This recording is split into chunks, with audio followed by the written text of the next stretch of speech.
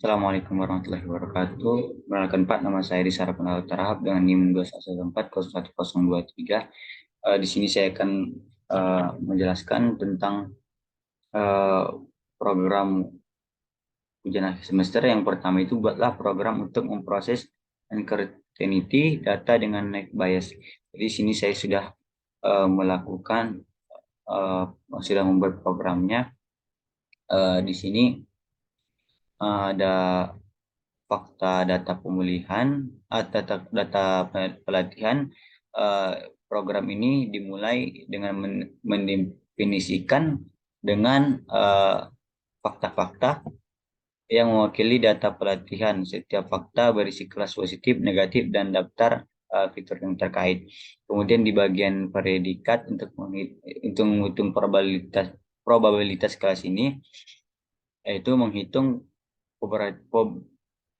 probabilitas kelas positif atau negatif berdasarkan jumlah data pelatihan dengan kelas yang tersebut.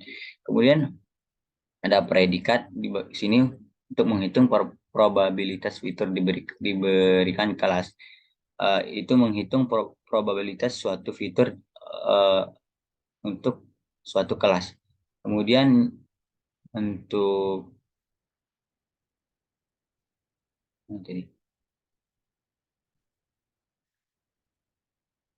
predikat untuk klasifikasi.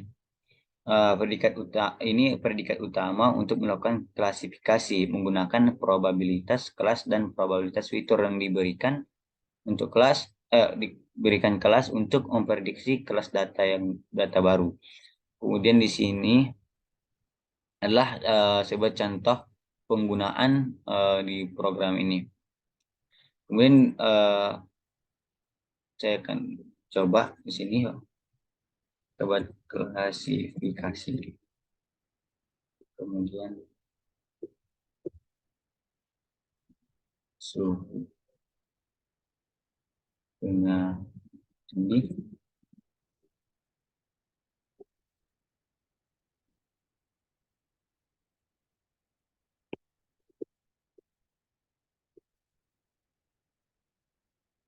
wajah merah,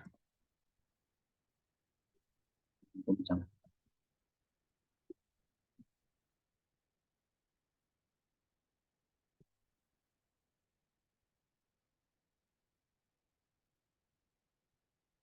Di sini dia false. Kemudian dalam inti program ini klasifikasi dilakukan dengan menghitung probabilitas kelas positif atau negatif dan probabilitas fitur diberikan kelas dan memilih kelas dengan probabilitas tertinggi. Proses ini dilakukan secara rekursif hingga semua fitur data diklasifikasikan. Uh,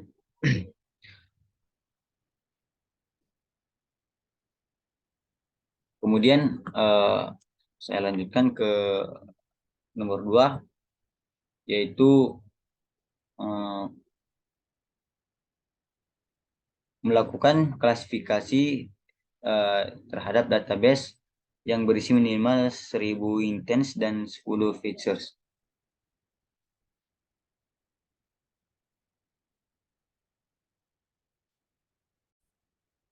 Eh, di sini di soal yang kedua saya buat prediksi churn pelanggan EDA atau pemodelan merujuk pada suatu proyek analisis data yang ditunjukkan untuk meramalkan atau memprediksi kecenderungan churn atau pergantian pelanggan melibatkan tahap-tahap seperti exploratory, data analisis, dan pemodelan. Uh, Sini uh, prediksi churn pelanggan ini adalah fokus utama proyek churn pelanggan yang terjadi ketika pelanggan berhenti menggunakan produk atau layanan suatu perusahaan. Uh, Tujuan prediksi Zoom adalah untuk mengidentifikasi pola-pola atau faktor-faktor yang dapat menunjukkan bahwa pelanggan cenderung untuk berhenti menggunakan layanan ini. kemungkinan perusahaan untuk mengambil langkah-langkah proaktif untuk mempertahankan pelanggan tersebut.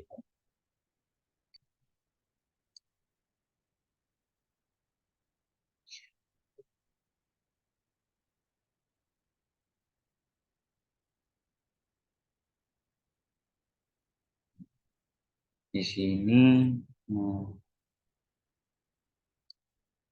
isi data eksplorasi. Di sini eh, data eksplorasi, analisis data eksplorasi.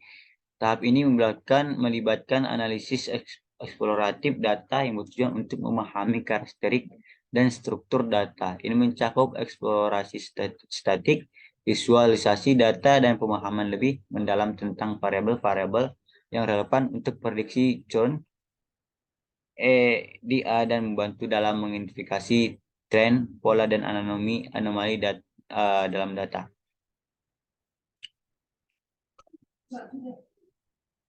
Sini ada jumlah kolom munculnya itu ada dua, yang pertama itu 0 dan yang satu. Di bagian yang biru ini adalah pelanggan yang memakai adalah yang birunya adalah pelanggan kita yang berjumlah 2.850, sedangkan yang sudah beralih itu ada 483. Kemudian di sini ada roaming means memiliki hubungan kolerasi dengan data usage dikarenakan pengaruh penggunaan layanan roaming data menyebabkan pelanggan menggunakan data internet yang lebih banyak.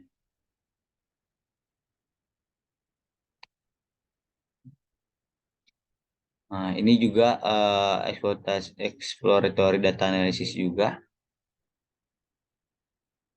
Dan pada visualisasi di atas ini dapat dilihat perpanjangan kontrak dapat mempengaruhi bagian kecil pelanggan untuk churn teks yang untuk churn.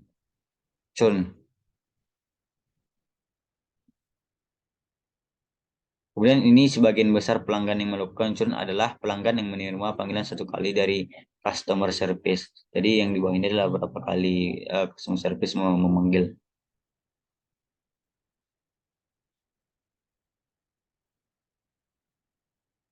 Ini adalah exploratory data analisis data target terhadap kolom numerik.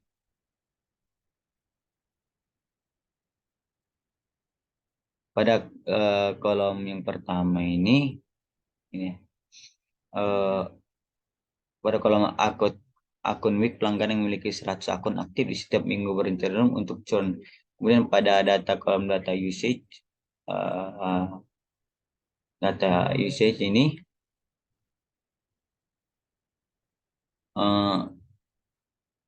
pelanggan yang melakukan churn merupakan pelanggan yang tidak menggunakan paket data. Kemudian yang ketiga pada kolom day calls,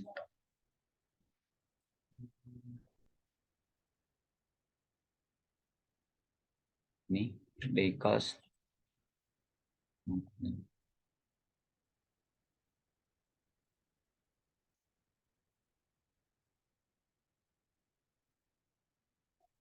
Day calls.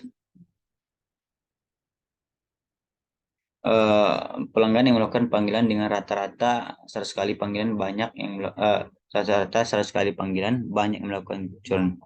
Kemudian pada kolom monthly charge, pada kolom charge ini pelanggan yang dengan rata-rata tagihan bulanan sebesar 65 sampai 70 dolar banyak yang melakukan churn.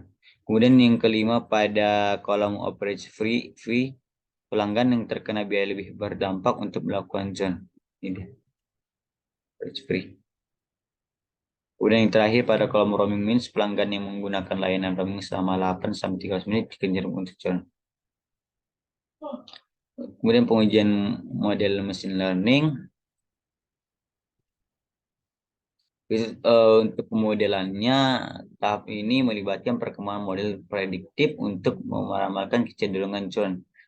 Model dapat dibangun menggunakan berbagai algoritma machine learning seperti logistik, regression, decision trace, random forest, atau algoritma lain yang cocok untuk masalah prediksi binar. Setelah model dikembangkan, perlu dilakukan evaluasi kinerjanya menggunakan data penguji yang tidak dapat digunakan sama pelatihan.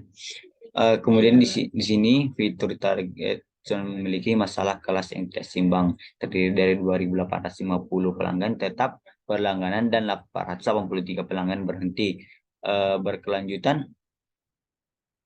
Untuk meningkatkan kinerja dari model sebaiknya, data harus diseimbangkan terlebih dahulu. Maka dari itu, pada peneliti kali ini, peneliti yang menggunakan ini menggunakan teknik metode oversampling untuk menyeimbangkan dataset dengan mengikuti jumlah kelas target yang paling banyak.